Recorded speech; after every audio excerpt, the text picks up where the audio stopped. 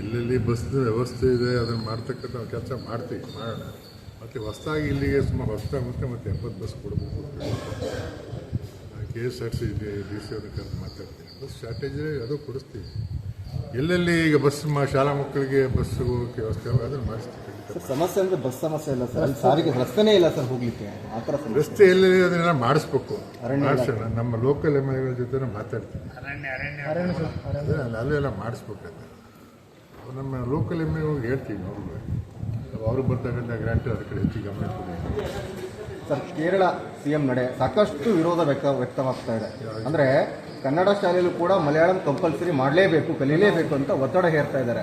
ಹೇಳ್ತಾ ಇದ್ದಾರೆ, ಬಟ್ ನಾವೆಲ್ಲ ನಮ್ಮ ಸರ್ಕಾರ ವಿರೋಧ ಮಾಡಿದ್ದಿಲ್ಲ. ಆ ಥರ ಮಾಡಬಾರ್ದು, ಏನು ಕಂಪಲ್ಸರಿ ಮಾಡಬಾರ್ದು, ಕಡ್ಡಾಯ ಮಾಡಬಾರ್ದು ಅಂತ ಮುಖ್ಯಮಂತ್ರಿಗಳು ಹೇಳಿದ್ದಾರೆ. ಅಲ್ಲಿ ಜನರು ವಿರೋಧ ಮಾಡ್ತಾ ಇದ್ದಾರೆ. ಎಲ್ಲ ಒಂದು ಕಡೆ ಸರ್ ರಾಜ್ಯ ಸರ್ಕಾರದ ಮೇಲೆ ಕೇರಳ ಗೌರ್ಮೆಂಟ್ ಎಲ್ಲ ಇಂಟರ್ಫಿಯರ್ ಮಾಡ್ತಾ ಇದೆ ಅಂತ ಅನಿಸ್ತಾ ಇಲ್ಲ ಸರ್? ಕೂಡಲು ಪ್ರಕರಣ ಆಗಿರ್ಬೋದು. ಏನು ಇಂಟರ್ಫಿಯರ್ ಮಾಡೋಕ್ಕೆ ಯಾಕೆ ಮಾಡ್ತಾರೆ ಅವರು? ಏನು ಇದೊಂದು ಪ್ರಕರಣದಲ್ಲಿ ಮಾತ್ರ ಅವರು ಬಂದಿದ್ದಾರೆ, ಬೇರೆ ವಿಚಾರ ಯಾವುದು ಮಾಡಿದ್ದಾರೆ ಸರ್. ಆಕ್ಸಿಜನ್ ದುರಂತದ ವರದಿ ಈಗಾಗಲೇ ಕೂಡ ಮುಖ್ಯಮಂತ್ರಿಗಳ ಕೈ ಸೇರಿದೆ. ವರದಿ ರಿವೀಲ್ ಆಯ್ತಾ ಸರ್? ಏನಿದೆ ಅಂತ ಸತ್ಯಾಂಶ ಹೇಳಿದಂತ ಸರ್. ನಾವು ಈ ತಿಂಗಳಲ್ಲಿ 26ಕ್ಕೆ ಅವರಿಗೆಲ್ಲ ಅಪಾಯಿಂಟ್ಮೆಂಟ್ ಆರ್ಡರ್ ಕೊಡೋಣ ಅಂತ